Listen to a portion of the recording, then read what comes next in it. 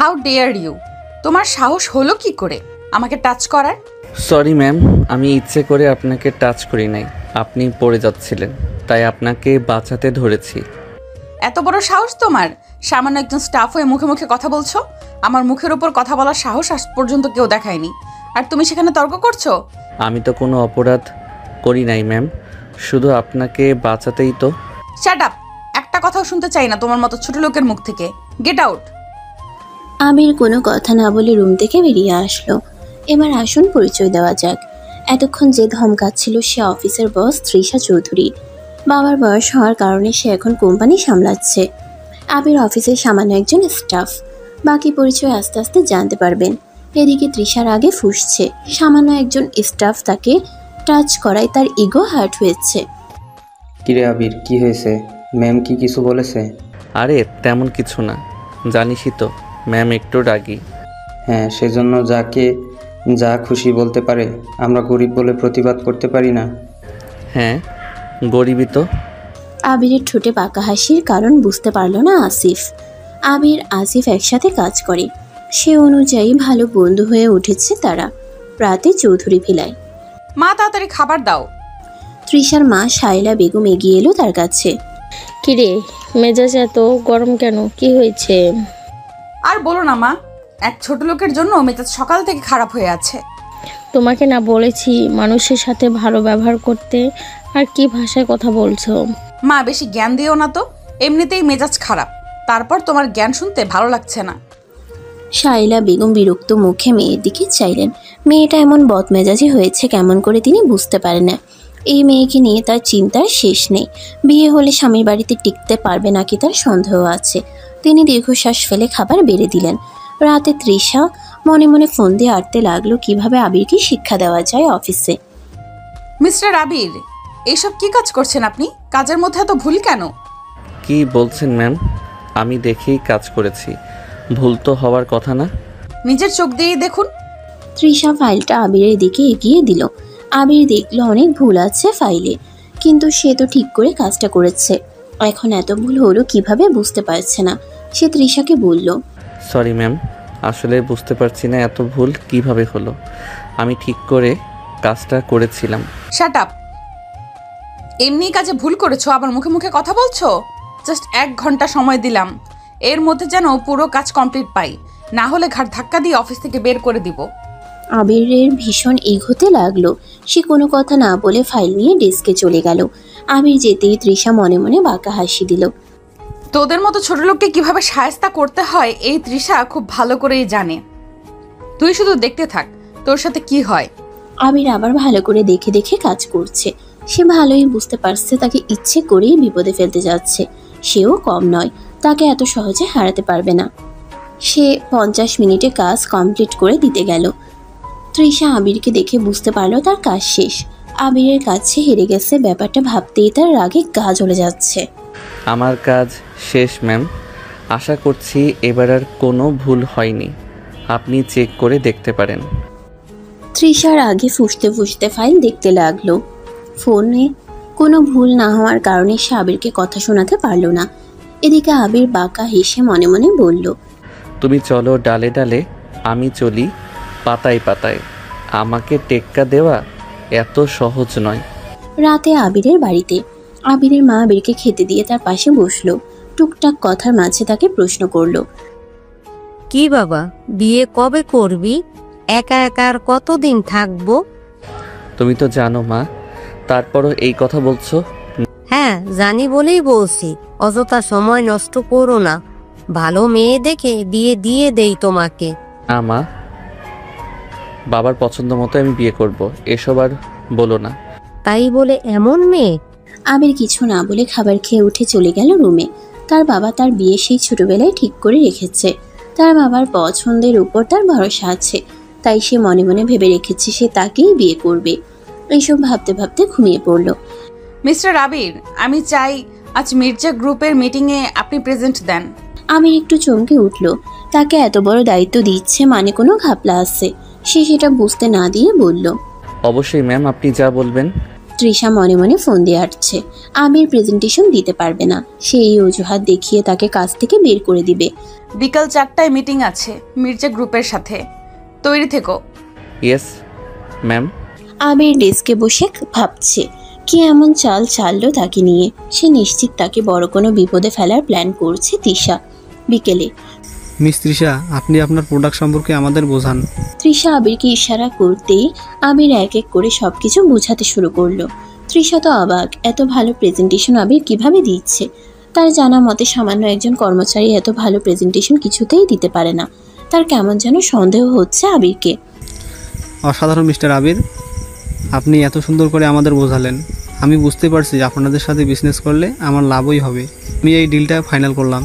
তৃষা মুখে একটা মেকি হাসি ঝুলিয়ে কথা বলছে সারাফের সাথে। মনে মনে সে রেগে ফেটে পড়ছে। সে তো আবিরকে শায়েস্তা করার জন্য এমন করছিল। সে ভাবতেই পারেনি আবির কাজটা করতে পারবে। তারা একটা রেস্টুরেন্টে মিটিংটা করছিল। তৃষা চলে যেতেই একজন ওয়েটার এসে জিজ্ঞেস করলো, কি খাবেন স্যার? তেমন কিছু না, এক কাপ ব্ল্যাক কফি নিয়ে এসো। ওয়েটার মাথা নাড়িয়ে চলে গেল। আবির বসে বসে ভাবছে, আমাকে ছোট করার এত শখ, কিন্তু লাভের লাভ কিছুই হবে না। বাড়িতে এসে তৃষা রুমে এসে ভাঙচুর করছে। জিনিস ভাঙার শব্দ শুনে তার মা চলে এলো। তাকে ডেকে বলছে, কি হয়েছে তৃষা? জিনিস ভাঙছো কেন? কি হয়েছে বলো। তৃষার আগে চিৎকার করছে। সে এই ছোট লোকের কাছে বারবার হেরে যাচ্ছে, সেটা মানতে পারছে না। ওই ছোট লোকটার কাছে বারবার হেরে যাচ্ছি আমি, এটা কিছুতেই মানতে পারছি না। ওকে আমি অফিস থেকে তাড়াবো, তবেই আমার শান্তি। বিনা কারণে তাড়াবি কেন? ওই ছোট লোকটা আমাকে পদে পদে হারাচ্ছে, আমি এটা কিছুতেই মানতে পারবো না। এত রাগ জেদ ভালো না, সময় থাকতে শুধরে যাও। চলে যাও আমার রুম থেকে, কোনো কথা বলতে চাই না তোমার সাথে। শাইলা বেগম চলে গেল। এই মেয়ে একদম বেয়ারা হয়েছে, কারো কোনো তোয়াক্কা করে না, কাউকে সম্মান পর্যন্ত দেয় না। পরের দিন, মিস্টার আবির, আমার জন্য এক কাপ কফি নিয়ে আসুন। এটা তো আমার কাজ নয় ম্যাডাম। আমার অফিসে থাকতে হলে আমার কথা মতো চলতে হবে, না হলে কাজ করার দরকার নাই। আবির কোনো কথা না বলে চলে গেল কফি আনতে। সে জানে তর্ক করে কোনো লাভ হবে না। একদম বেয়াদব মেয়ে। একবার যখন বলেছে তখন তা করিয়ে ছাড়বে। শুধু শুধু তর্ক করে মুখ ব্যথা করার দরকার নাই। কফি নিয়ে আসার পরে, এটা কি বানিয়েছেন আপনি? এটা কি মুখে দেওয়ার যোগ্য? আমি যেমন পারি তেমন বানিয়েছি ম্যাম। ঠিক আছে ঠিক আছে, আপনার কাজে যান। আবির বাঁকা হেসে চলে গেল। সে ইচ্ছে করেই খারাপ কফি বানিয়েছে, যাতে তাকে আর এসব কাজ করতে না বলে। এদিকে তৃষার মুডের পুরো 12টা বেজে গেল। তার এখন মাইন্ড ফ্রেশ করতে হবে। সে অফিস থেকে বাইরে চলে আসলো ক্লাবে।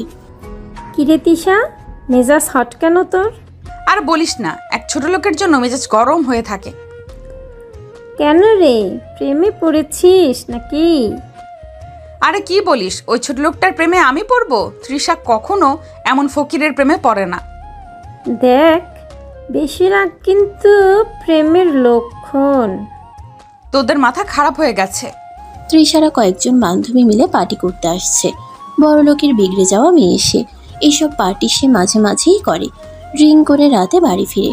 বাবা মার কথাও খুব একটা শোনে না সে। আজ অনেক বেশি ড্রিঙ্ক করে ফেলেছে সে। রাত 2টা বেজে গেছে, এখনো তৃষা বাড়ি ফেরেনি। এবার শাইলা বেগমের খুব চিন্তা হতে লাগলো। সে আবিরকে কল করলো। বাবা, তৃষা তো এখনো বাড়ি ফিরেনি। কি বলেন আন্টি? এত বিকেলের দিকে বেরিয়ে গেছে অফিস থেকে? আমার খুব চিন্তা হচ্ছে, বাবা একটু দেখো না। আবির আচ্ছা বলে কল কেটে দিল। সে জানে তৃষা কোথায় থাকতে পারে। আর তো নতুন না, এর আগেও সে তাকে ক্লাব থেকে নিয়ে এসেছে। মাতাল হয়ে হুঁশ জ্ঞান কিছুই থাকে না।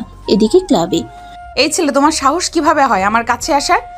আরে সুন্দরী, কি যে বলো না, কাছে না আসলে আদর করব কিভাবে? You rascal! এভাবে বলো না মামনি, বকে লাগে। বেশি না, একটু আদর করব।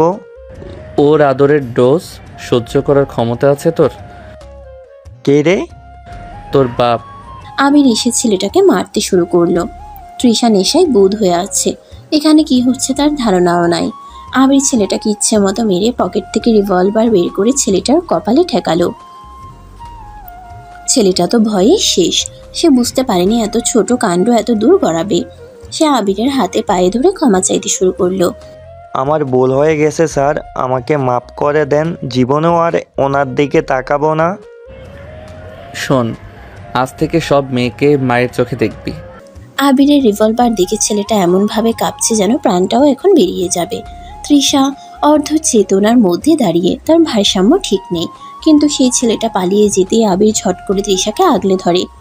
এসব পার্টি, এসব লোকজন, কি করো তুমি নিজেকে নিয়ে তৃষা? তুই তুই এখানে কি করছিস? তোমার মা ফোন করেছিলেন, চিন্তায় ছিলেন। এখন চলো, বাড়ি নিয়ে যাচ্ছি। আমি কোথাও যাব না, আমি বস, আমি তৃষা চৌধুরী। তুই আমাকে অর্ডার দিতে পারিস না। আমি অর্ডার দেই না তৃষা ম্যাম, দায়িত্ব নেই। আবির তৃষাকে গাড়িতে তুলে নিজের জ্যাকেট গায়ে জড়িয়ে দিয়ে ড্রাইভ করতে লাগলো। তৃষা তখনও জানালায় মাথা ঠেকিয়ে থাকে। কখনো আবিরের দিকে তাকিয়ে কিছু বলার চেষ্টা করে, কিন্তু শেষমেশ ক্লান্ত হয়ে চোখ বন্ধ করে দেয়। বাড়ি ফিরে আল্লাহর রহমত, ভালো করে আনছো বাবা। হ্যাঁ আন্টি, ঘুমোচ্ছে এখন। মাথা ঘোরাচ্ছিল একটু, ড্রিঙ্ক করেছে অনেক। এই মেয়ে একদম শেষ করে দিবে আমাকে। শায়লা বেগম চোখ মুছতে মুছতে মেয়েকে রুমে নিয়ে গেলেন, আর আবির বের হয়ে পড়ল। মনটা তার ভারী হয়ে আছে, হয়তো রাগ আছে তৃষার প্রতি, কিন্তু স্নেহটাও উকি দেয় মাঝে মাঝে। পরের দিন অফিসে। মিস্টার আবির, 1 মিনিট। বলুন ম্যাম। গতকাল রাতে কোন ব্যাপারে? বেশি ভাবার দরকার নেই, আমি দুর্বল না, শুধুমাত্র মার জন্য চুপ করে আছি, নয়তো তোমার জায়গায় কোথায় তা ভালো করেই দেখিয়ে দিতাম। আমি তো জায়গা খুঁজতে আসিনি ম্যাম, কাজ করতে এসেছি। তোমার মতো লোকেদের আমি চিনে ফেলি, খুব বেশি চালাকি করো না, একদিন ভুল করেই ফেলবে। ভুল করলে শাস্তি মাথা পেতে নেব, তবে ভুল না করেও দোষী হলে প্রতিবাদ করব। এই জায়গাটা আমার আত্মসম্মানের। তৃষা কিছু না বলে চলে গেল, কিন্তু তার মুখে সেই অদ্ভুত হাসি। ঠিক বোঝা যায় না সে রাগ করছে না অন্য কিছু ভাবছে। রাতে চৌধুরী বেলা। তৃষা, এই ছেলেটাকে নিয়ে তুই এত রেগে থাকিস না কেন? কাজ তো ভালোই করে। মা, তুমি জানো না ও কত চালাক। আমি ঠিক করেই ফেলেছি, এবার এমন এক খেলা খেলবো যে খেলায় হারতে হবে তাকেই। তুমি কি সিরিয়াসলি সময় নিয়ে আবিরকে বোঝাচ্ছ, নাকি শুধু তোমার ইগো নিয়ে লড়াই করছো? জানি না, না হয়তো দুটোই। অফিসে 1 সপ্তাহ পরে। সরি, কিরে আবির, খেয়াল করেছিস ম্যাডাম আজকাল তোকে কিছু বলেও না, আবার খেয়ালও রাখে। তার মানে তৃষা ম্যাম ধীরে ধীরে বদলাচ্ছেন? আরে ধুর, এই রাগী বসের ভেতর কোনোদিন প্রেম আসবে না। তুমি নিশ্চিত? অফিসের কফি শপে বসে আবির কাগজে কিছু ঠুকছে। তৃষা অফিসে ঢুকেই সবার মুখ দেখে বোঝার চেষ্টা করছে আজ আবার কে তার নিশানা হবে। চোখ সরাসরি এসে ঠেকলো আবিরের উপর। মিস্টার আবির। জি ম্যাম। আজ দুপুরে আমি একটা প্রেজেন্টেশন দিতে যাচ্ছি, তুমি আমার সাথে যাবে এবং আমার দরকার মতো সাহায্য করবে। নিশ্চয়ই ম্যাম, আপনি বললেই যথাসাধ্য করব। এবার কিন্তু ভুলচুক চলবে না, ক্লায়েন্ট অনেক গুরুত্বপূর্ণ। এবারও আপনি আমাকে হেয় করার ফাঁদ পাচ্ছেন তো না ম্যাম? হয়তো, আবার নাও, সময়ই বলবে। দুপুরে প্রেজেন্টেশন রুমে তৃষা সবার সামনে যখন কথা বলা শুরু করলো, তার কণ্ঠে আত্মবিশ্বাস ছিল, কিন্তু চোখ বারবার আবিরের দিকে যাচ্ছিল। আবির পেছন থেকে স্লাইড বদলে দিচ্ছে, সঠিক জায়গায় তথ্য তুলে ধরছে, যেন তৃষার প্রতিটা কথা আরও জোরালো হয়। আপনার প্রেজেন্টেশন খুবই প্রভাবশালী ছিল মিস চৌধুরী। আপনার টিমের তরুণ সদস্যটি আবিরের দিকে তাকিয়ে দারুণ সহায়তা করছে। হ্যাঁ, সে কখনো কখনো কাজের মতো কথা বলতেই পারে। ধন্যবাদ ম্যাম। গাড়িতে ফেরার পথে। তুমি অনেক কিছু লুকাও, তোমার চোখে যে আত্মবিশ্বাস সেটা একজন স্টাফের চোখে থাকার কথা না। আমি জানি তুমি অনেক কিছু বলতে পারো, কিন্তু চুপ করে থাকো, সেটা আমাকে রাগিয়ে তোলে। মাঝে মাঝে চুপ থাকাটাই শক্তি ম্যাম। আপনি কথায় বিশ্বাসী, আমি কাজে। আমি ভাঙতে জানি, গড়তে না। তাহলে আপনি জানেন না, ভাঙা মানুষরাই সবচেয়ে বেশি ভালোবাসতে জানে। তৃষা চুপ করে গেল। আবিরের এই একটা লাইন যেন তার মনের ভিতর কাঁপন তুলে দিল। কেউ কোনোদিন তাকে এভাবে কথা বলেনি, কেউ তাকে ভাঙা মানুষ বলে চিনতে পারেনি। রাতে। আজকে তোমার বেশ চুপচাপ লাগছে। মা, কখনো কি মনে হয়েছে আমি একজন ভালো মানুষ? আজ হঠাৎ এই প্রশ্ন কেন? একটা মানুষ আজ আমাকে ভাঙা বলল, কিন্তু সে বলল ভাঙা মানুষই সবচেয়ে ভালোবাসে। সেই মানুষটা যদি সত্যি বুঝতে পারে তোমার মনটা, তাহলে তাকে তুমি আর ছোট লোক বলো না। বুঝেছি মা, কিন্তু মনটা বড় গোলমেলে হয়ে গেছে। পরদিন অফিসে। কিরে, আজ তো তোর জন্য দারুণ একটা খবর আছে। কি খবর? তোর নাম রিকমেন্ড করেছে তৃষা ম্যাম প্রমোশনের জন্য। কি বলিস? সে তো আমাকে সহ্যই করতে পারে না। কিন্তু তুই তো জানিস ও যা করে সামনে সবটা ইগোর খেলা, ভেতরে অন্য কিছু হয়তো ভাবছে। তাহলে কি রাগের আড়ালে কিছু জমছে? তৃষা নিজের রুমে আয়নার সামনে দাঁড়িয়ে। আবির তুমি কি আমাকে নিয়ে অন্য কিছু খেলছো? তোমার ওই মৃদু হাসি আর দৃঢ় চোখ আমাকে কোথাও না কোথাও ছুঁয়ে যাচ্ছে। আর ঠিক সেই মুহূর্তেই তৃষার ফোন বেজে উঠল। স্ক্রিনে নাম মিস্টার আবির। তৃষা মোবাইলের স্ক্রিনে তাকিয়ে, স্ক্রিনে ভেসে উঠছে মিস্টার আবির। একটু দম নিয়ে কলটা রিসিভ করলো। হ্যাঁ। আপনি কি ঠিক আছেন ম্যাম? এই প্রশ্নের উত্তর দেওয়ার সময় আমার নেই। কখনো কখনো সময় না থাকলেও কিছু শব্দ দরকার হয়। তোমার সাহস বেড়ে গেছে মিস্টার আবির। আপনি আমাকে সাহসী বানিয়েছেন ম্যাম। Good night. কল কেটে দিলেও তৃষার মনটা শান্ত হলো না। কেমন একটা অজানা অস্থিরতা পেয়ে বসেছে তাকে। আবিরের কথাগুলো তার ভেতরকার এক গোপন দরজায় টোকা দিয়ে গেল। পরদিন অফিসে। কিরে, আজকে একটু বেশি চুপচাপ দেখাচ্ছে তোকে। কারণ চুপ করে থাকাটাও একরকম যুদ্ধ। তুই কি এখনো ছোটবেলা সেই কথাগুলো মাথায় রাখিস?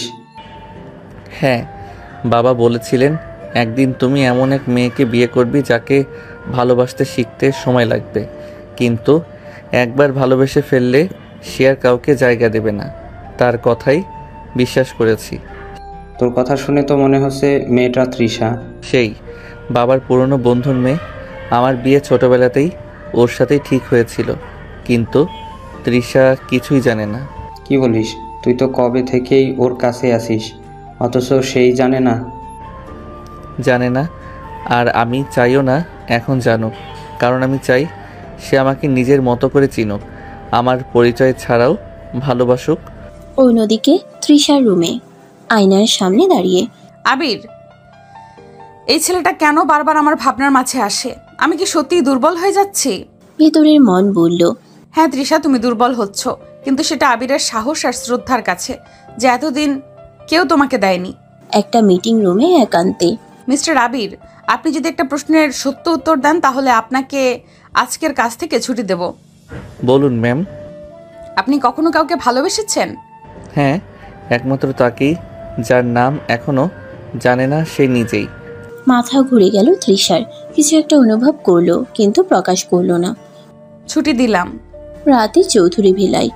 তৃষা, তোর এই কাজিনের মেয়ে রিনার কথা শুনেছিস? আজ তার এঙ্গেজমেন্ট। শুনেছি, তবে এত দ্রুত সবকিছু হয়ে গেল? সময় তো কারোর জন্য দাঁড়াই না মা। এক সময় তো তার বাবাও চেয়েছিলেন তোকে তার বন্ধুর ছেলের সাথে বিয়ে দিতে। সেই ছেলেটা আজও সেই দিকেই তাকিয়ে আছে। তুমি কি বললে মা? হ্যাঁ, তোরা এখন ছোট ছিলি, তাই তোকে বলা হয়নি কখনো। সেই ছেলেটা নাকি আজও বাবার পছন্দ ধরে রেখেছে। অজান্তেই আবিরের মুখ মনে পড়ে গেল। হয়তো তৃষা নিজেই জানে না সে কাকে খুঁজছে। কিন্তু সময় তার সামনে আস্তে আস্তে সত্য তুলে ধরছে। পরদিন অফিসে। আর কতদিন লুকিয়ে থাকবি তৃষা? একদিন যখন জানবি তুই আমার কাগজে কলমে বউ, তখন কি চোখ তুলে তাকাতে পারবি আমার দিকে? তৃষা চুপচাপ ওর ডেস্কে বসে। আবির, তুমি কে আসলে? আর কেন আমি তোমার মধ্যে আমার হারিয়ে যাওয়া শান্তি খুঁজে পাই? তোমাকে শাস্তি দিতে গিয়ে কি আমি নিজেই তোমার বাঁধনে আটকা পড়ছি? তৃষার মন আজ বেশ অস্থির। অফিসে ঢুকেই মনে হলো সবাই তাকিয়ে আছে তার দিকে, অথচ কারো চোখে সরাসরি কিছু নেই।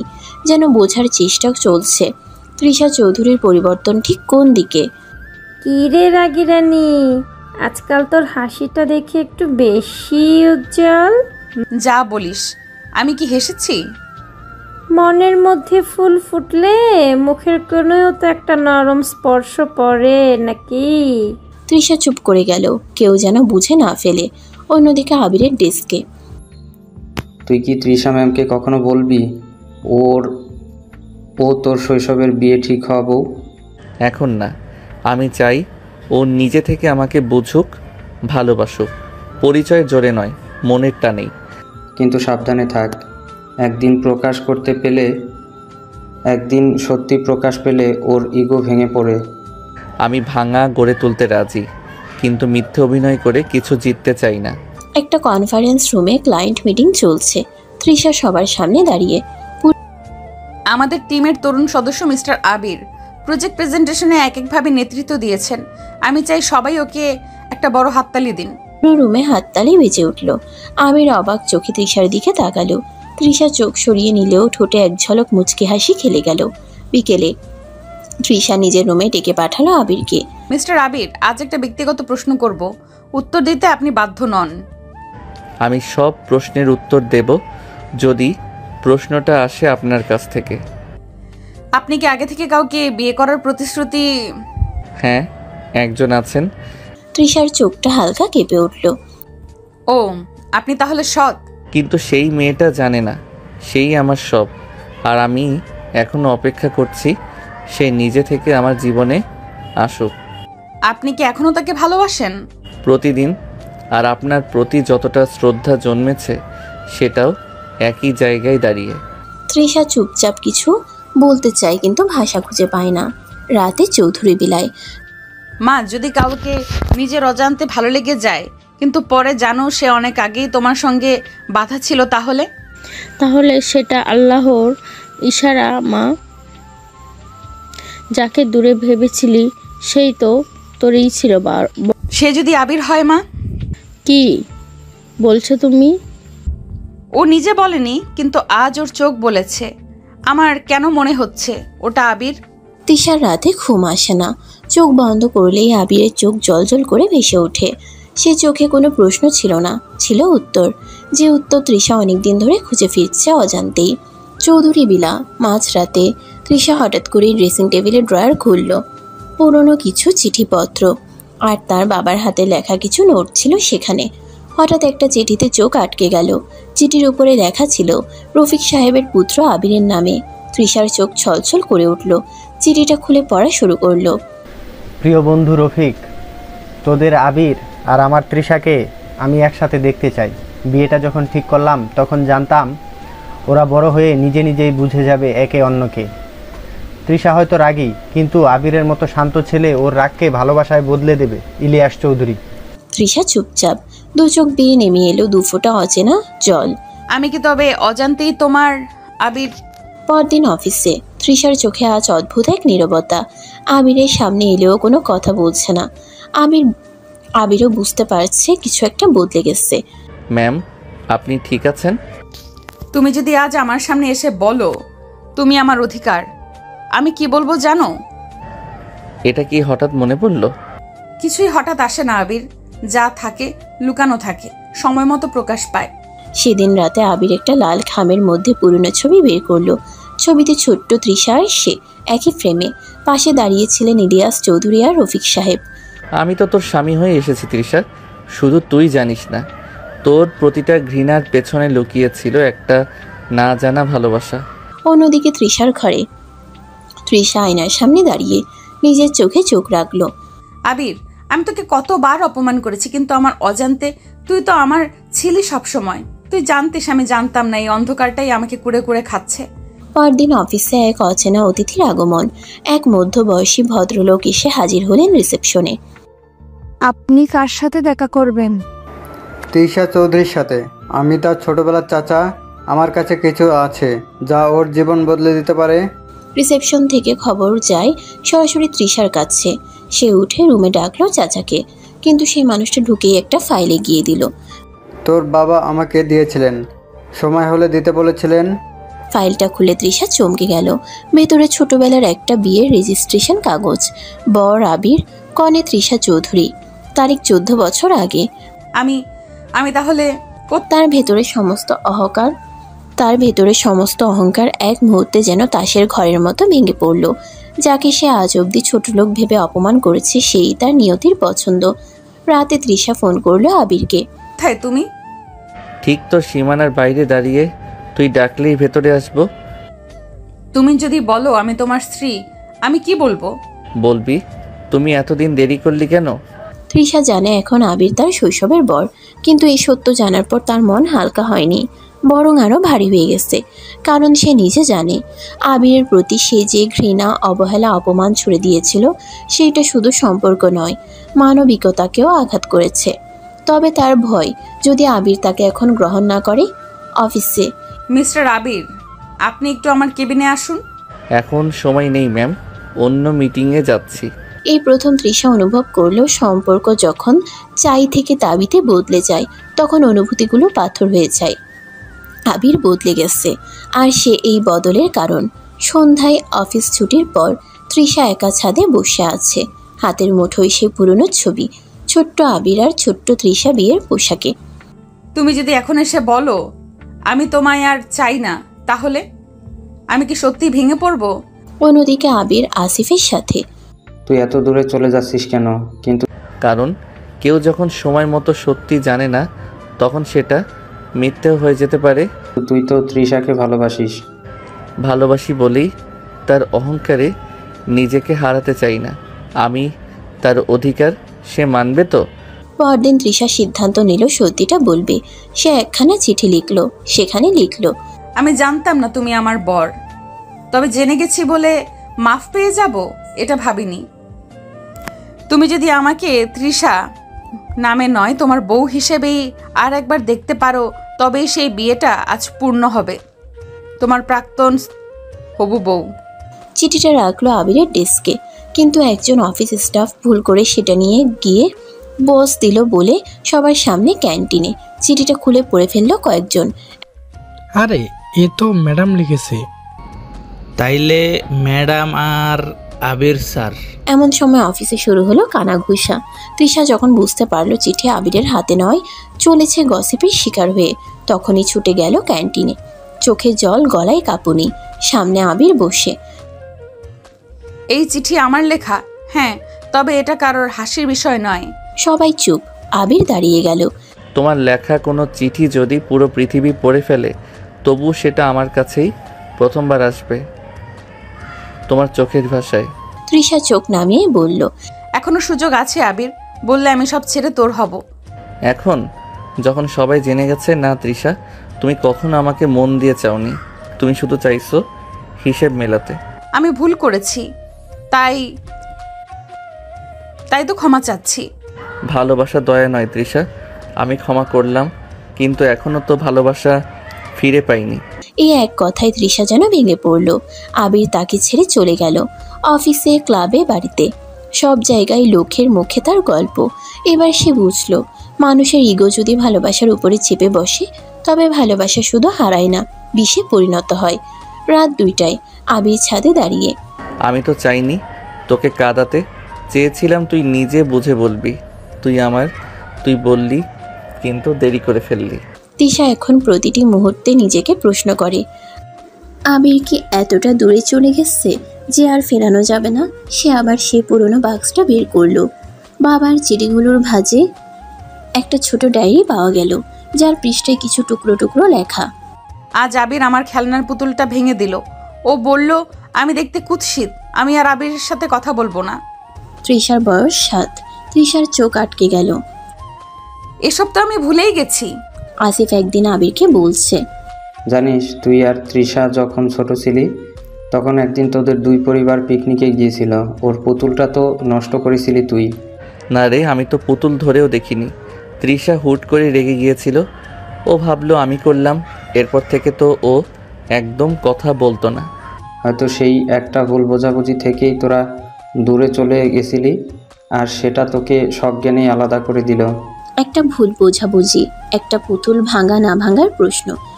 সেই ঘটনাই হয়তো তৃষার ছোটবেলার মনে একটা দাগ ফেলে দিয়েছিল, আর আবিরের মনে একটা অপূর্ণতা।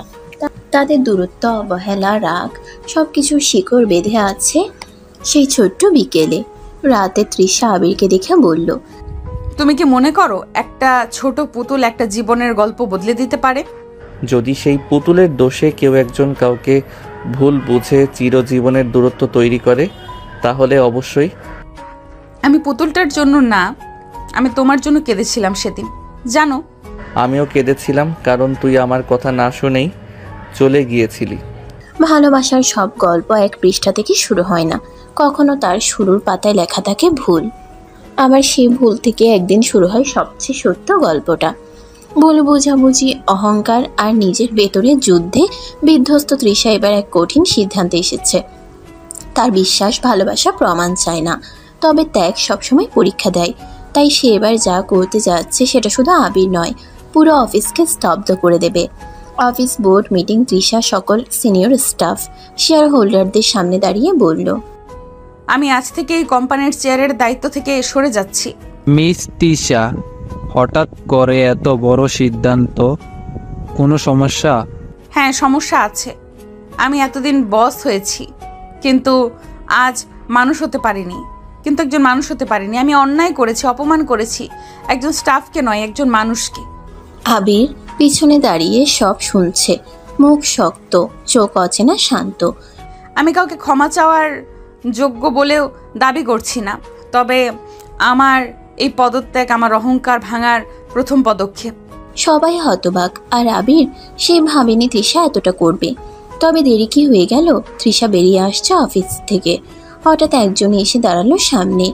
আবির, তুমি ভাবো এসব নাটক করে আমাকে ফেরত পাবে? না, আমি জানি তুমি আমাকে আর চাও না। চাওয়া আর প্রাপ্যের মাঝে একটা শূন্যতা থাকে। তুমি এতদিন সেটা অহং দিয়ে ঢেকেছিলে, আর এখন তুমি ত্যাগ দিয়ে তাকে পূরণ করতে চাও। আমি তোমাকে ভালোবাসি আবির, এই প্রথমবার, কোনো হিসেব ছাড়াই। আবির কিছুক্ষণ তাকিয়ে রইল, তারপর পিছনে ফিরে হাঁটা দিল। তৃষার চোখে জল, এক পা দুই পা করে পিছিয়ে আসছে। তুমি যদি আজ থেমে না যাও, তাহলে আমি বুঝে নেব ভুলটা শুধু আমার ছিল না। আবির থেমে গেল, ধীরে ধীরে ফিরে এলো। আমি ছোটবেলাতেও থেমে গিয়েছিলাম, যখন তুই আমাকে না বুঝেই দূরে ঠেলে দিয়েছিলি। এবারও থেমে যাচ্ছি, তবে এবার হাতে হাত রাখার জন্য। দুজন মানুষ, যাদের মাঝখানে ছিল বছর বছর দোষ, ভুল, ইগো আর অন্ধকার, তারা আজ দাঁড়িয়ে আছে সত্যের আলোয়। আচ্ছা, আমি কি আবার অফিসে যোগ দিতে পারি? না, এখন তুই শুধু আমার বস না, বউ। ভালোবাসা যখন বাধা পেরিয়ে সামনে এগোতে চায়, ঠিক তখনই কোনো না কোনো অদৃশ্য ছায়া এসে দাঁড়ায় সামনে। আবির তৃষার সম্পর্ক যেন স্থির হতে না হতেই অতীতের এক অন্ধকার পাতা খুঁজে পেল আলো। চৌধুরী বিলা, গভীর রাত, তৃষা আয়নার সামনে দাঁড়িয়ে, মুখে অদ্ভুত এক শূন্যতা। আবিরের মুখে বলা প্রতিটা কথা তার কানে বাজছে, কিন্তু কোনো শব্দই স্থির হতে পারছে না। হঠাৎ ফোনটা বাজলো, গোপন নম্বর। হ্যালো, কে? তুই ভাবছিস তুই সব ভুল শুধরে নিয়েছিস? তুই জানিস না, তোর ছোটবেলার সেই বিয়েটা কেবল একটা চুক্তি ছিল। কে আপনি? কি বলছেন এসব? তোর বাবা আর আবিরের বাবা, তারা শুধু ব্যবসার জন্য তোদের বিয়ে দিয়েছিল, ভালোবাসা সেটা ছিল না কোথাও। তৃষার পুরো শরীর কেঁপে উঠল। সে যেটাকে ভালোবাসা ভাবছিল সেটা যদি একটা ঠকানো ব্যবসায়িক চুক্তি হয়। অন্যদিকে আবিরের অফিস ডেস্কে একটা পুরনো চিঠি এসেছে ডাকযোগে। চিঠিটা খুলে আবির চমকে উঠল। চিঠির ভাঁজে একটা পেন ড্রাইভ, সাথে একটা চিরকুট। তুমি জানো না তোমার বাবার শেষ ব্যবসায়িক চুক্তি ছিল কাদের সঙ্গে? পেন ড্রাইভটা চালাও, সব উত্তর পাবে। আবির পেন ড্রাইভ চালাতে পুরনো একটা ভিডিও চালু হলো। ভিডিওতে দেখা গেল তৃষার বাবা ইলিয়াস চৌধুরী এক কন্ট্রাক্টে সাইন করছেন কারো সঙ্গে, আর বলছেন, আমার মেয়েকে বিয়ে দিচ্ছি কারণ ওই কোম্পানিটা রফিকের ছেলের নামে ট্রান্সফার হবে। আমার মেয়ের ইচ্ছা অনিচ্ছার কোনো দাম নেই। আবির চেয়ার থেকে উঠে দাঁড়ালো। তৃষার চোখের প্রতিটা জল এখন তাকে চাপে ফেলছে। সে কি জানতো এইসব? তবে কি তৃষা ভালোবাসেনি কখনো? পরদিন অফিসে তৃষা আবির মুখোমুখি। তুমি কি জানো আমাদের বিয়েটা ব্যবসার একটা শর্ত ছিল? না, জানতাম না। কাল রাতেই কেউ একজন ফোনে বলেছে। তুমিও কি আমার ভালোবাসা শুধু সম্পত্তির চাবি হিসেবে দেখেছো? না, আমি কখনোই সেটা ভাবিনি। আমি শুধু তোমাকে ভালোবেসেছি। তবে এখন তো দেখছি আমরা দুজনেই ছলনার শিকার। তৃষা ভেঙে পড়েছে। আবির ছায়ার মতো চুপচাপ। তাদের প্রেমের শিকড় এখন সন্দেহে আক্রান্ত। এই মুহূর্তে তারা কেউ কাউকে ছেড়ে যেতে চায় না, তবু দুই পা পিছিয়ে আসছে, কারণ বিশ্বাস টলে গেছে। রাতে আবির খুঁজতে লাগলো সেই পেন ড্রাইভের উৎস। ফাইল ঘেটে বের করলো, প্রেরক ছিল এক রহস্যময়ী নাম, আরমান এস কাদের। তুই জানিস এই নামটা কোথায় শুনেছি? কোথায়? রফিক সাহেবের কোম্পানির পুরনো শত্রু ছিল এই কাদের। তোর বাবার সবশেষ ক্ষতিটা করেছিল এই লোক। তাইলে এই ভিডিও, এই ফোন কল সব কিছুই ফাঁদ? সব কিছু এখন একটা ষড়যন্ত্রের জালে জড়িয়ে যাচ্ছে। তাদের ভালোবাসার পথ কেবল মান অভিমানের নয়, এবার এটা একটা যুদ্ধ। বিশ্বাস, প্রতারণা আর অতীতের ছায়ার বিরুদ্ধে। বিশ্বাস যখন বারবার ভেঙে পড়ে তখন শুধু সম্পর্ক না, মনুষ্যত্বও প্রশ্নবিদ্ধ হয়। আবির এখন দ্বিধায়, তৃষা কি সত্যিই নিষ্পাপ, নাকি সেও তার বাবার মতোই মুখোশের আড়ালে। তৃষা একা চৌধুরী বিলার ছাদে, হাতে আবিরের দেওয়া সেই ছোট্ট প্যান ড্রাইভটা। বারবার চেষ্টা করেও খোলা যাচ্ছে না। হঠাৎ কেউ এসে বলল, এটা খোলার কোড তোমার বাবার নাম নয়, তোমার নিজের নাম, মিস তৃষা চৌধুরী। তৃষা চমকে তাকালো। এক অচেনা লোক, ভদ্র মুখ, ধবধবে সাদা পাঞ্জাবি। আপনি কে? লোকটি হেসে বলল, আরমান এসকাদের, তোমার বাবার শেষ অপমানের ফলাফল। তৃষা বুঝল সে মানুষটা যে ফোন করেছিল, যিনি পেনড্রাইভ পাঠিয়েছেন, এই লোকটাই। তোমার বাবা আমার বাবাকে পথে বসিয়েছিল, আজ আমি তোমার জীবনটাকেই পথে বসাতে এসেছি। আপনি যা খুশি করুন, আবিরের কোনো ক্ষতি করবেন না। আবির, তোমার দুজনে মিলে যা করছো সেটা তো একটা প্রতারণার ফল। তুমি কি জানো আবিরের বাবা রাকিব সাহেব এই ব্যবসার লোভে তোমার বাবার সাথে ছোট বেঁধেছিল আর তারপর আমাকে ফাঁসিয়েছিল। আপনি আমাদের প্রতিশোধের লক্ষ্য বানিয়ে কি পাবেন? শান্তি, একটা অসমাপ্ত ইতিহাসের শেষ টান। অন্যদিকে আবির চুপচাপ তৃষার ঘরের সামনে এসে দাঁড়িয়েছে। সব শুনেছে। দরজার পাশে দাঁড়িয়ে আবির চোখ বন্ধ করে। তুই যদি ফাঁদেও পড়িস আমি তোর পাশে থাকবো, কিন্তু যদি সত্যি তুই আরমানের সঙ্গে যুক্ত থাকিস তাহলে আমি নিজেই তোকে শেষ করব। পরদিন তৃষা অফিসে যায় না। আবির তাকে ফোন দেয় না। তাদের মাঝে কিছু একটা জমাট বেঁধেছে। অবিশ্বাস। তৃষা ঠিক করে এবার সত্যি উন্মোচন করবে। সে চলে যায় তার বাবার পুরনো অফিসে, আর্কাইভ রুমে। সেখানে সে খুঁজে পায় এক গোপন নথি, এক কনফিডেন্সিয়াল ফাইল, যেখানে লেখা বিয়ের শর্তাবলী। পাত্র আবির হোসেন, পিতা রফিক হোসেন, পাত্রী তৃষা চৌধুরী। যদি দুই পরিবার চুক্তি অনুযায়ী সম্পত্তি ভাগাভাগি না করে তবে চুক্তি বাতিল। এই বিয়ের শর্ত গোপন রাখা বাধ্যতামূলক। তৃষা পড়তে পড়তে ফিসফিস করে, আমরা কখনোই ভালোবাসা দিয়ে শুরু করিনি, তবে আমি শেষ করতে চাই ভালোবাসা দিয়েই। আরমান আবার তৃষাকে ফোন দেয়। তোমার সামনে দুইটা রাস্তা, এক আবিরকে ছেড়ে দাও, দুই তোমার বাবার মতো শেষ দেখো। আমি তোকে 1 টাকাও দেব না।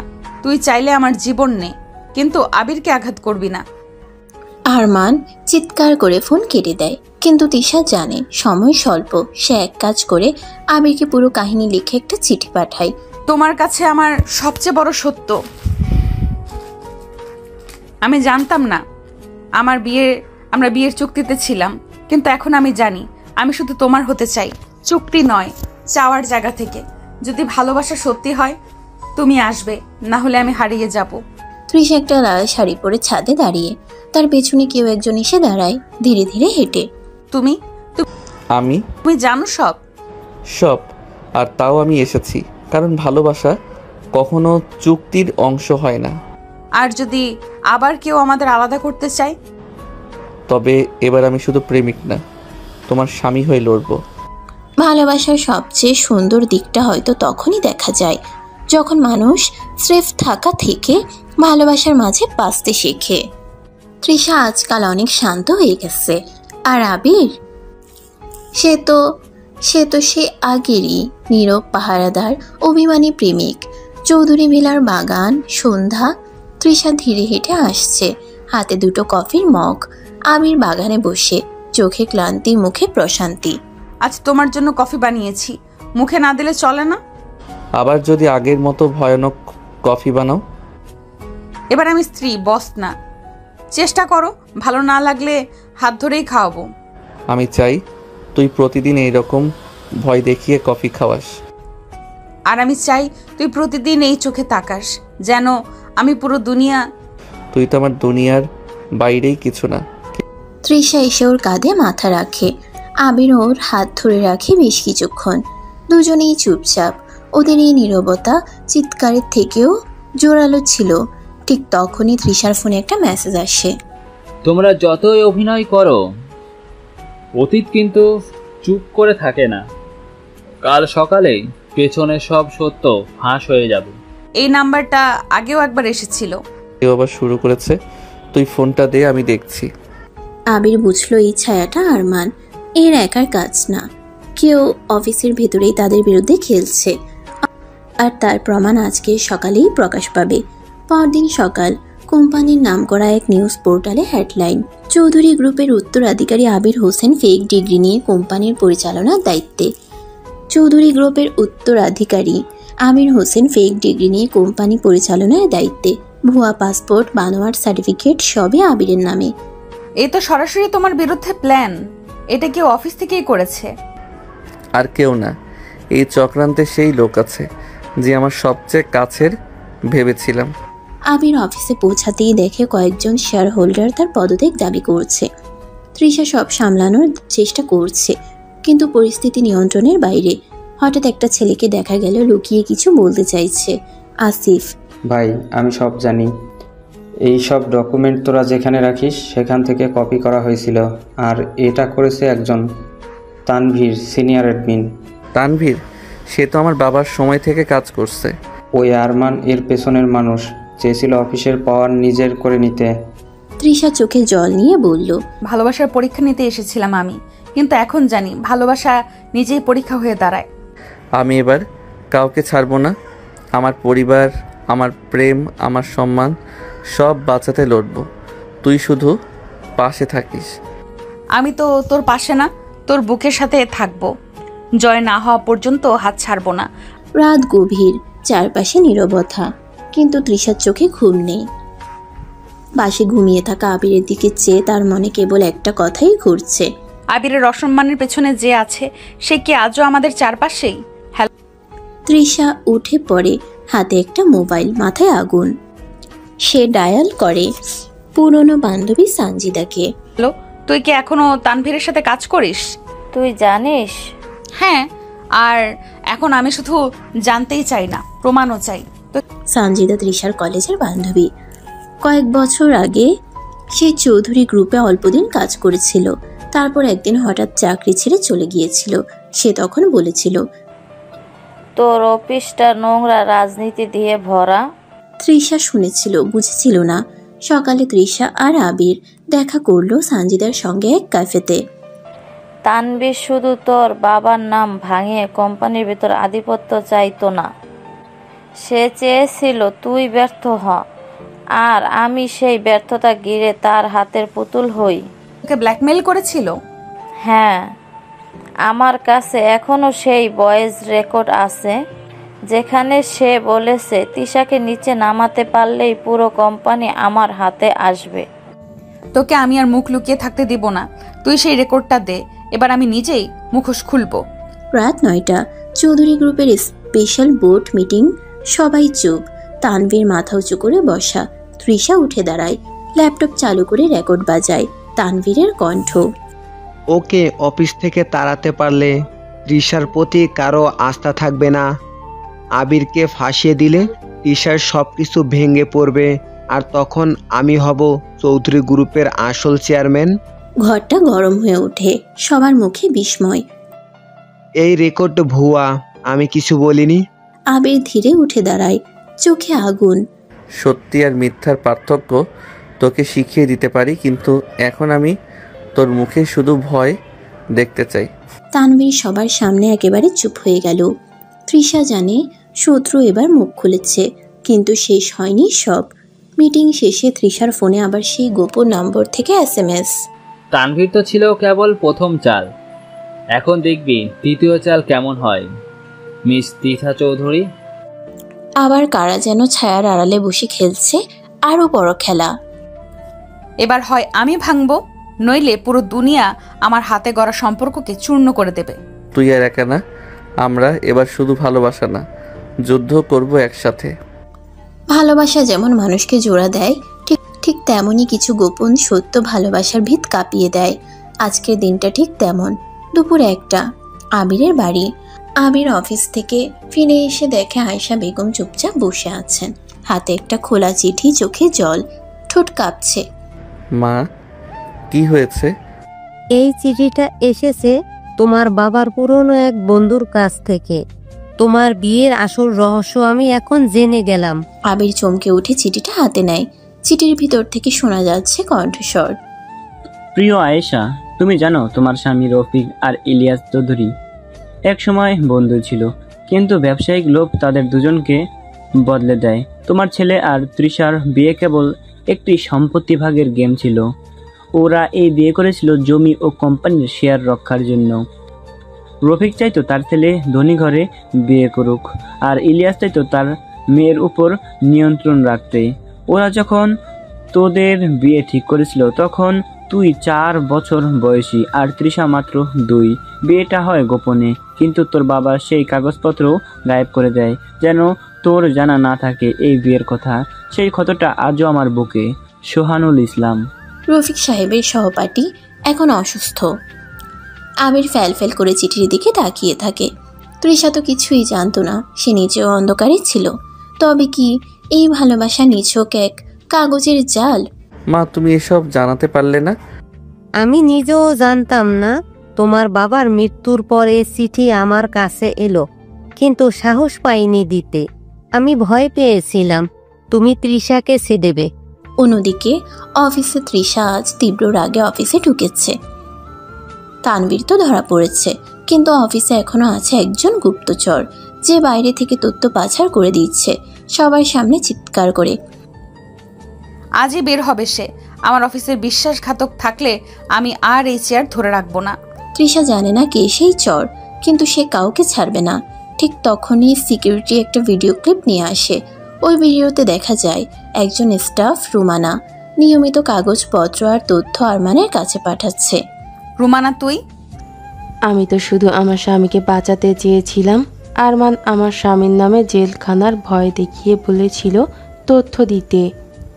সব বুঝি, কিন্তু বিশ্বাসঘাতকতা করার আগে একবার আমার কাছে বলতে পারতি। তুই আমার আস্থা ভেঙেছিস। এ অফিসে তোর কোনো জায়গা নেই। Get out. তৃষার চোখ লাল। আরমান ধীরে ধীরে সবার বিরুদ্ধে মোহ ভাঙিয়ে দিচ্ছে। রাত। আবির তৃষার মুখোমুখি। আবির চুপচাপ তৃষার সামনে দাঁড়িয়ে। তৃষা বুঝতে পারছে কিছু একটা হয়েছে। কি হয়েছে আবির? আমরা ছোটবেলায় বিয়ে হয়ে গেছিল তৃষা। কি বলছো? বিয়ে? আমাদের সেই পুরনো সম্পর্কটাই আজকের এই ভালোবাসাকে প্রশ্নবিদ্ধ করছে। আমি বুঝতে পারছি না আমাদের শুরুটা কি চুক্তি ছিল নাকি নিয়তির লেখা ভালোবাসা। আমি জানতাম না, তবুও আমি তোর প্রেমে পড়েছি। আর আজ আমি জানি আমি তোর জন্যই জন্মেছি। ভালোবাসা যেমন প্রশ্ন তোলে, তেমনই উত্তরও খুঁজে আনে। আবির তৃষা এবার মুখোমুখি দাঁড়িয়েছে এক সত্যের কাছে, যা একসাথে বাঁধতেও পারে আবার আলাদা করতেও। ভালোবাসা শুধু রোমান্টিকতার নাম নয়, কখনো সেটা একটা যুদ্ধ, কখনো একটা বিপ্লব। আর আজ তৃষা সেই বিপ্লবের মুখে। সকাল 8টা, চৌধুরী ভিলা। তৃষা আয়নার সামনে দাঁড়িয়ে জোরে চুল আঁচড়াচ্ছে। হঠাৎ নিচ থেকে চিৎকার। তৃষা, তাড়াতাড়ি নিচে আয়, পুলিশ। তৃষা ছুটে আসে, দেখে 3 জন পুলিশ অফিসার দরজায়। আবির হোসেন, আপনাকে অর্থ আত্মসাৎ ও ভুয়া ডকুমেন্ট জমা দেওয়ার অভিযোগে আপনাকে গ্রেপ্তার করা হচ্ছে। কি বলছেন এসব? পুরোপুরি মিথ্যে। তৃষা, ওদের কাজ করতে দাও। আমি জানি কে এই নাটকের পেছনে আছে। আবির হাত কড়া পরে বেরিয়ে গেল। তৃষা তাকে শক্ত করে ধরে বলল, এই লড়াইতে তুই একা না আবির, আমি আছি তোর সঙ্গে। তুই হারাবি না। পরদিন তৃষা অফিসে ঢুকেই সবার সামনে দাঁড়িয়ে বলল, তোমরা যারা ভেবেছিলে আবিরকে সরিয়ে আমি দুর্বল হয়ে পড়ব, তারা ভুল। আজ থেকে আমি শুধু তোমাদের বস না, আমি আবির হোসেনের বউ। আর সেই পরিচয়টাই হবে আমাদের সবচেয়ে বড় ভয়। অন্যদিকে জেলখানায় আবিরকে এক কোণে বসিয়ে রাখা হয়েছে। এক পুলিশ অফিসার এসে গোপনে বলে, আপনার বিরুদ্ধে রিপোর্ট করেছিল ex internal container Mushtaq Iqbal. আরমানের ঘনিষ্ঠ লোক সে, এখন লুকিয়ে আছে। আবির মাথা নিচু করে বসে থাকলেও চোখে এক ভয়ঙ্কর ঝড়। রাত 11টা। তৃষার গোপন চাল। তৃষা ল্যাপটপ খুলে সিকিউরিটি ফুটেজ চেক করতে থাকে। আসিফ এসে বলে, ম্যাম, মোস্তাক সাহেব অফিসের পিছনের দরজা দিয়ে 3 দিন আগেও ঢুকেছিল আমি তার কনফারেন্স রুমের ভয়েস রেকর্ড পেয়েছি। কপিটা আমায় দাও, আমি এটা কোর্টে জমা দেব। পরদিন কোর্টে তৃষা দাঁড়িয়ে, কোর্টে আবিরকে আনা হয়েছে। সবাই চুপ। জজ সাহেব বললেন, আপনার পক্ষ থেকে কিছু প্রমাণ আছে ম্যাডাম? হ্যাঁ স্যার, এই ভয়েস রেকর্ডটা শোনা যাচ্ছে। মোস্তাক নিজেই বলছে কিভাবে সে আবিরকে ফাঁসিয়েছে। আবির যদি বাইরে থাকে তাহলে তৃষা চৌধুরী একা পড়বে, তখন আমি পুরো কোম্পানি আমার নামে করে ফেলতে পারবো। আবির তৃষার দেখা কোর্টের গেটের সামনে তৃষা দৌড়ে এসে আবিরকে জড়িয়ে ধরে। চারপাশে ক্যামেরা, ফ্ল্যাশ, মিডিয়া তাদের ভালোবাসাকে আটকে রাখতে পারল না। আমি বলছিলাম না তুই একা না? তুই শুধু আমার স্ত্রী না, তুই আমার সম্মান, আমার বাচ্চা। কিন্তু ঠিক তখনই এক ছায়ামূর্তি তাদের পেছনে দাঁড়িয়ে। এক বৃদ্ধ লোক। লোকটা ফিসফিস করে, সত্যি জানলে তৃষ্ণা তোমায় ছেড়ে যাবে আবির। আবির ঘুরে তাকাতেই লোকটা গায়েব হয়ে যায়। এই কি তাহলে পুরনো কোনো মুখ? তৃষার বাবা, আবিরের কোনো আত্মীয়, নাকি সেই মানুষ যে জানে ছোটবেলায় সে গোপন কাগজপত্র কোথায়? সকালে চৌধুরী ভিলা। তৃষার বাবা ইলিয়াস চৌধুরী খুব ভোরে ঘুম থেকে উঠে পড়েছেন। আজ তার চোখে ঘুম নেই। হাতে একটা চিঠি, যে চিঠির ভিতর তার পুরনো এক চুক্তির কপি। আজ তৃষা যদি জেনে যায় তার এই বিয়ের চুক্তির পেছনে শুধু পিতা নয়, ছিল এক প্রতারক, এক ব্যবসায়িক জুয়া, তবে কি আমার মেয়ে আমাকে ক্ষমা করবে? অন্যদিকে আবির আজ সকালে সে বৃদ্ধ লোককে খুঁজে পেতে পুরনো এলাকায় যায়। তার ধারণা লোকটা তার বাবার মৃত্যুর সময় হাসপাতালের আশেপাশে ছিল। হঠাৎ এক পুরনো লাইব্রেরির সামনে দেখা হয়ে যায় মহিন চাচা নামে এক বৃদ্ধের সঙ্গে। আপনি কি চিনতেন রফিক সাহেবকে? চিনতাম না, আমি তার ছায়া হয়েছিলাম। সে যা করেনি আমি তা দেখে গেছি। তোর আর তৃষার বিয়ের কাগজ আমি আজও রেখে দিয়েছি। তোর বাবা বলেছিল একদিন আমার ছেলে সত্যি ভালোবাসবে মেয়েটাকে, তখনই দিবি কাগজটা। মহিন চাচা একটা পুরনো কাঠের বাক্স এগিয়ে দেয়। আবির কাপা হাতে খুলে দেখে ভিতরে আছে একটি পুরনো বিবাহনামা কপি। তাতে লেখা, বর আবির হোসেন, বয়স 5, কনে তৃষা চৌধুরী, বয়স 3, সাক্ষী মহিন আহমেদ, ইলিয়াস চৌধুরী, রফিক হোসেন। বিয়ের কারণ পারিবারিক ও আর্থিক সংযুক্তিকরণ। আমি কি তবে একটা চুক্তির বউকে ভালোবেসে ফেলেছি, নাকি আমার ভালোবাসাই ছিল সেই চুক্তির একমাত্র ন্যায্য সমাপ্তি? সন্ধ্যায় তৃষার রুম। তৃষার দরজার নিচে একটা খাম রাখা, তাতে লেখা, সত্য কখনো কেবল নদীতে বন্দি থাকে না, সে হৃদয়েও ঘা দেয়। তৃষা খাম খুলে দেখে সেই কাগজ, বিয়ের আসল দলিল। পেছনে লেখা, আমি জানি তুমি ভাববে আমি তোমার জীবন নিয়ে খেলেছি, কিন্তু বিশ্বাস করো আমি চেয়েছিলাম তোমার ভবিষ্যৎ নিরাপদ হোক। তাই একদিন যে ছেলেটা তোমায় ভালোবাসবে সেই যেন হয় তোমার স্বামী, সেটা নিশ্চিত করতে এই চুক্তি করেছিলাম তোমার বাবা। তৃষা ফুপিয়ে ফুপিয়ে কাঁদছে। তার মা এসে জিজ্ঞেস করে, কি হয়েছে মা? আমি তো তাকে অপমান করেছি, তাকে ছোট লোক বলেছি। সে আমার নির্ধারিত জীবন সঙ্গী, আর আমি তাকে কষ্ট দিয়েছি শুধু অহংকারে।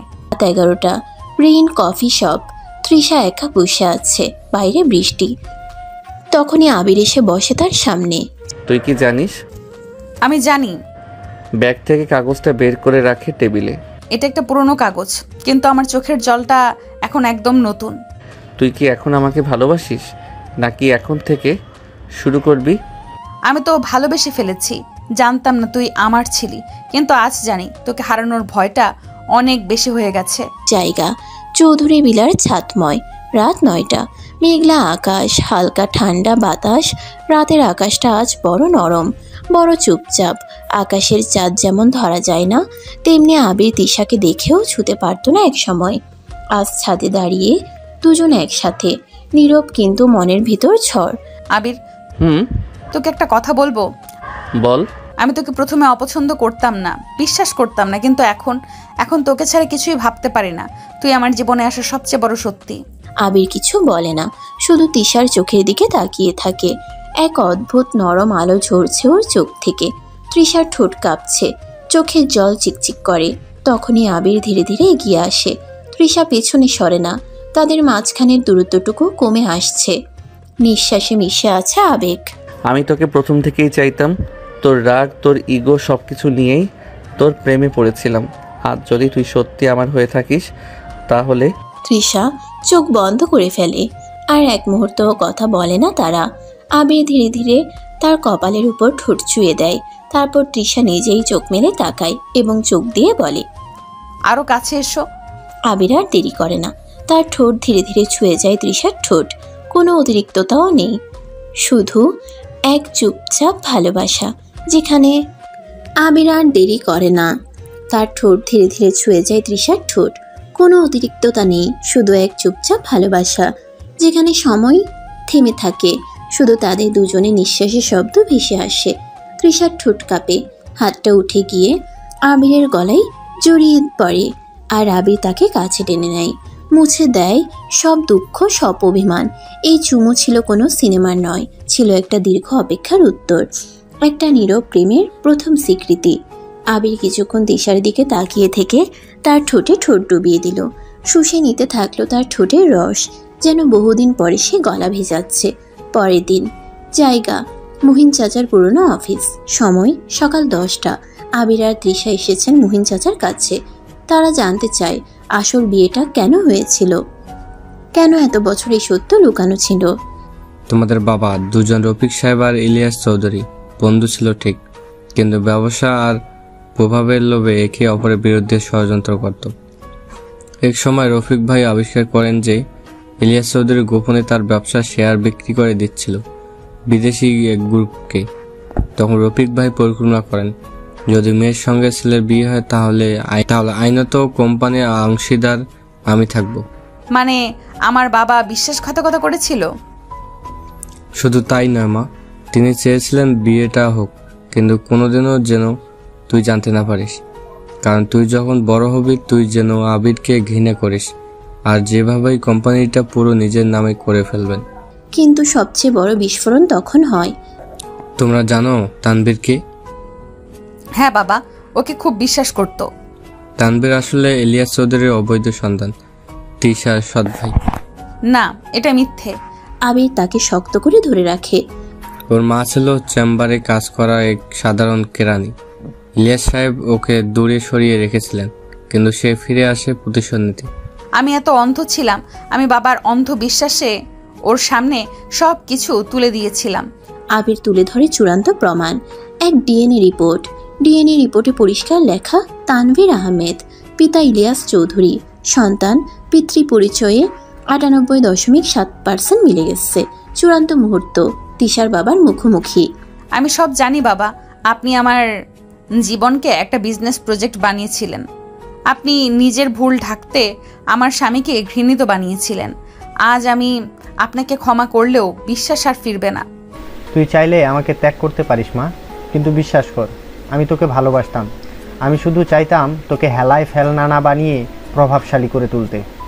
আমি তো এতকাল একটাই জিনিস খুঁজেছি, কারা আমার পাশে দাঁড়াবে নিঃস্বার্থভাবে, আর সেই মানুষটা ছিল আবির। শেষে এক শান্ত সন্ধ্যায় চৌধুরী বিলার উঠোনে সব পরিবারের উপস্থিতিতে আবির তৃষা আবার একে অপরের দিকে হাত বাড়ায়। এবার কোনো চুক্তি নেই, কোনো স্বাক্ষর নেই, শুধু দুইটা মানুষ, দুইটা আত্মা। এবার যদি হারাই তুই খুঁজে পাবি?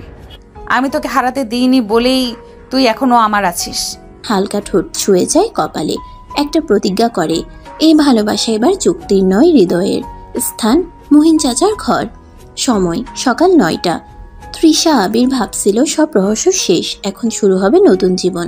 কিন্তু মুহিন চাচা এবার যেটা বললেন তা যেন মাটির নিচে পোতা আরেক বিস্ফোরক সত্য।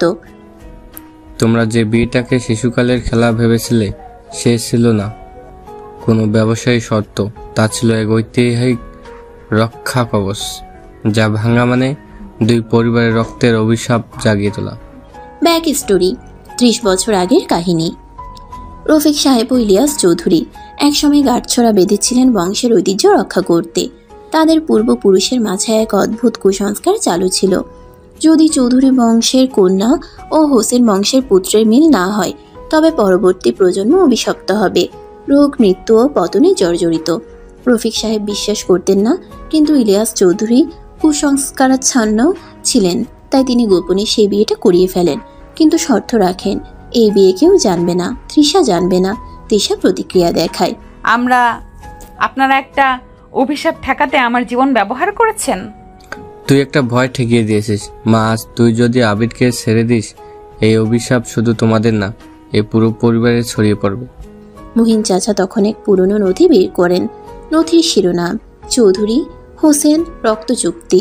1869 সালে দুই বংশের পূর্বপুরুষে লিখিত চুক্তি করেছিলেন। চুক্তির ভাষা: আমরা আমাদের ভবিষ্যৎ প্রজন্মকে বন্ধনে বাঁধলাম, যেন তারা ভালোবাসা না জানলেও প্রজন্ম রক্ষা করতে এই বন্ধন ভাঙে না। রহস্যের মূল টুইস্ট এখন। মুহিন চাচা আবিরকে আলাদা করে ডেকে বলেন, তুই কি জানিস তোর বাবা সেই মুহূর্তে একটা অডিও রেখে গিয়েছিলেন? না। মুহিন একটি পুরনো প্যান ড্রাইভ দিয়ে বলেন, এটা শুধু তোর কানে শুনবি, কারো সামনে না। আমির একা ঘুরে বসে অডিও চালায়। রফিক সাহেবের কণ্ঠ: আবির, যদি কখনো তুই নিজের জীবন বিপদে রেখে তৃষাকে বাঁচাতে পারিস, তবেই বুঝবো তুই তাকে সত্যি ভালোবাসিস। কারণ এই বিয়ে শুধু বংশের নয়, এই মেয়েটা তোর নসিবের মানুষ। তাকে হারালে তুই সব হারাবি, এমনকি নিজেকেও। আর সাবধান, তানভীরই সেই ব্যক্তি যার মা তোর মা হয়ে উঠতে চেয়েছিল, কিন্তু আমি ফিরিয়ে দিয়েছিলাম।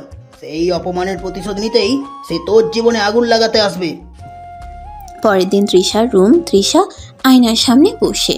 হঠাৎ জানালায় একটা ছায়া, কে যেন তাকে লক্ষ্য করছে। একটা চিঠি ছুঁড়ে দেওয়া হলো তার ঘরে। চিঠিতে লেখা: বিয়ে, চুক্তি, অভিশাপ এসব বাহানা, কিন্তু যদি তুই আবিরকে ভালোবাসিস তাহলে প্রমাণ কর, না হলে আমি তার জীবন শেষ করে দেব। তৃষা ছুটে যায় আবিরের কাছে। তৃষা কাপা হাতে আবিরকে চিঠিটা দেয়। তোকে হারালে আমার জীবন শেষ হবে। ও তো আগেই বলেছে আমার বাবা। আমি তোর জন্য জীবন দিতে পারি, কিন্তু তোকে হারাতে পারবো না। তাহলে রেডি হয়ে যা। তানভীর এখন আমাদের একমাত্র বাধা, তাকে সরাতে হবে যে কোনো মূল্যে। স্থান: শহরের প্রান্তে একটি পুরনো কারখানা। সময়: রাত 11টা। আবির সন্ধ্যা থেকে নিখোঁজ। ফোন বন্ধ, কোথাও কোনো খোঁজ নেই। তৃষা পাগলের মতো খুঁজছে। ঠিক এমন সময় একটা অচেনা নাম্বার থেকে কল আসে। তোর বিয়ে যদি সত্যি হয় প্রমাণ কর, তোর আবির এখন আমার হাতে। তাকে চাইলে একা এসো, নয়তো তার শ্বাস বন্ধ করে দেব। ঠিক 12টার মধ্যে পুরনো টেক্সটাইল ফ্যাক্টরিতে চলে আয়। তৃষার বুক হিম হয়ে গেল। সে এক মুহূর্ত সময় নষ্ট না করে নিজেই গাড়ি নিয়ে বেরিয়ে পড়ে। রাস্তায় ঝড় বৃষ্টি, কিন্তু তার চোখের ভিতর একটাই আগুন। আবিরকে ফিরে পেতে হবে, নিজের জীবন দিয়ে হলেও। পুরনো ফ্যাক্টরির ভিতরে 12:10 AM। তৃষা ছুটে ঢুকে ভাঙা দরজা দিয়ে। ভেতরটা অন্ধকার, ধোঁয়ায় ভরা। তখনই এক স্পটলাইট জ্বলে ওঠে। তাতে লেখা যায়, আবির বাঁধা পড়ে আছে একটা চেয়ারে, মুখে স্কচ টেপ, হাতে দড়ি বাঁধা, আর সামনেই দাঁড়িয়ে তানভীর, চোখে পাগলামি, হাতে পিস্তল। তোর বিয়েটা কাগজে হয়তো সত্য, কিন্তু তোর সাহস কতটা গভীর সেটা দেখব আজ। এক গুলি ওর মাথায় মারার আগে তুই বলবি এই আবিরের জন্য মরতেও পারিস কিনা। তৃষার চোখে রাগ আর জল। তৃষা সোজা দাঁড়িয়ে। ওর জন্য আমি মরতে পারি, আর তোকে মারতেও পারি। তোর মতো নোংরা রক্ত আমার স্বামীর গায়ে লাগতেও দেই না। স্বামী? হ্যাঁ, যে মানুষ নিজের ভালোবাসাকে জীবন দিয়ে রক্ষা করে, সে শুধু স্বামী না, সে আমার ঈমান। তানভীর পিস্তল তুলে ধরে। ঠিক তখনই তৃষা ঝাঁপিয়ে পড়ে তার উপর। দুজনের মধ্যে ধস্তাধস্তি শুরু হয়। পিস্তল ছিটকে পড়ে দূরে। তানভীর তৃষার চুল টেনে ধরে ফেলে দিতে চায়, কিন্তু তৃষা ঘুরে গিয়ে একটা লোহার রড তুলে মারে তার হাতে। বাইরের পুলিশ সাইরেন বাজছে। তৃষা নিজেই যাওয়ার সময় আসিফকে বলেছিল লোকেশন পাঠাতে। পুলিশ ঢুকে পড়ে। তানভীর ধরা পড়ে যায়। আবিরের বাঁধন খুলে সে পড়ে যায় তৃষার বুকে। চোখে জল, কণ্ঠে ভেজা কৃতজ্ঞতা। তুই আসবি জানতাম, কিন্তু তুই আমার জন্য জীবন বাজি রাখবি ভাবিনি। ভালোবাসলে ভয় পায় না কেউ, আর তোর জন্য আমি শুধু বাঁচবো না, মরতেও পারি। রাতে চৌধুরী ভিলায় সবাই অবাক। এই তৃষা এত সাহসী হয়ে উঠল কখন? আজ আমার মেয়ে শুধু বউ না, সে একটা যোদ্ধা। আর আমি তার যুদ্ধজয়ী প্রেমিক। স্থান: চৌধুরী ভিলার ছাদ। সময়: বিকেল 4টা। সাদা ফুলে সাজানো, মাঝখানে কোরআন শরীফ রাখা, চারপাশে আত্মীয় স্বজন, মেহমান, নিকাহ রেজিস্টার ও আলেম। তৃষা আজ পরেছে হিজাব সহ সোনালী কাজের আনসারি শাড়ি। আমির পরেছে সাদা পাঞ্জাবি, পাজামা, মাথায় টুপি। আজ তারা শুধুই প্রেমিক প্রেমিকা নয়, আজ তারা হবু স্বামী স্ত্রী। নিকাহ শুরু। আবির হোসেন, আপনি কি তৃষা চৌধুরীকে ইসলামী শরীয়ত অনুযায়ী কাবিন নামায় উল্লেখিত 10 লক্ষ টাকা মহারানায় স্ত্রী হিসেবে কবুল করেছেন? কবুল করছি। 3 বার কবুল করা হলো। এ বিয়ে আল্লাহর নামে সম্পন্ন হলো। দোয়া শুরু। হে আল্লাহ, এই দম্পতিকে জান্নাতের দম্পতির মতো জীবন দান করো। তাদের মধ্যে ভালোবাসা, রহমত, সহানুভূতি ও সম্মান বজায় রাখো। তাদের ভবিষ্যৎ সন্তানদের নেক বানাও, আমিন। কাবিন নামায় স্বাক্ষর। আবির ও তৃষা দুজনেই স্বাক্ষর করলো কাবিন নামায়। আবির তৃষার দিকে তাকিয়ে বলল, কবুল করছি।